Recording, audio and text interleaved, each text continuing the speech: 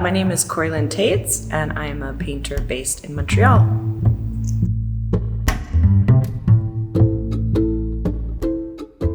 My first love in painting was classical painting and the nude, and it was what I really loved to paint. And when I was first going to art school, I was so excited about these paintings, but it was almost a guilty pleasure. We weren't really allowed, as feminists, there's, the whole idea of readdressing those images and having this, the model as this woman who is a muse and who has little autonomy. So it was kind of a guilty pleasure, but I just loved those paintings so much. And I think for me, painting has to be a very personal thing. So often I'm taking these images and kind of inserting myself into them, or inserting my experience or experience of my friends.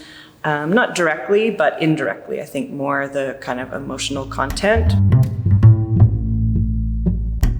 My brother found 2 giant bags of vintage, I don't know if they're Penthouse or Playboy magazines, behind a donation drop bin. And he just texted me. He was like, "Do you want these?" Because my work had kind of veered around that area, but never crossed into it. And so I took those 2 bags to the Banff Center, and I was really nervous to start working with them. It was like I could hear all my teachers from the past saying, "What are you doing? You should be making smart paintings."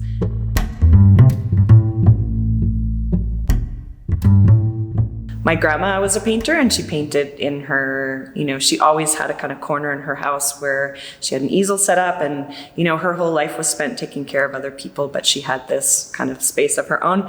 And she painted these Western scenes. So I grew up in Alberta. I had no exposure to high art, So my grandma was a painter. She painted these kind of foothills landscapes with mountains and horses and cowboys, and she painted these over and over and over again. And it was very serious for her, it was a very serious endeavor. And so that was my first exposure to painting. And then when I got, I went to Red Deer College for a few years, and I had this really passionate art history teacher who really just loved painting and loved classical painting and had so many stories. And that opened up a whole world of classical painting, which really influenced me.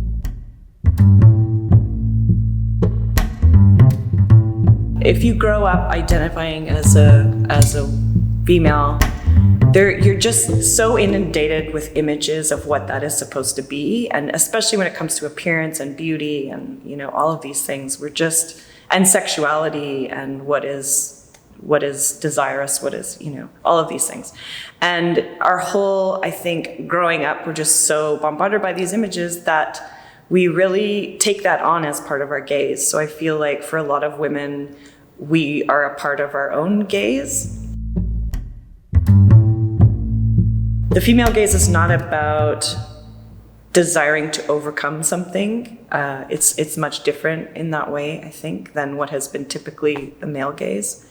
And oftentimes, that has been the funny thing with the porn images has been, I want to suck people in to the painting and have them love it without realizing what they're loving. So I would have a lot of,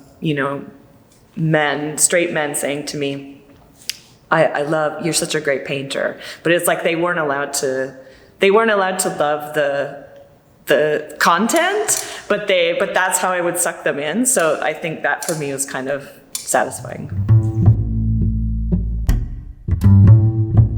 My greatest achievement as an artist today has been just that I have kept doing it, and that I have figured out how to keep doing it, because it really has been, a struggle, just financially or work-wise, and that I chose this direction and that I have kept doing it.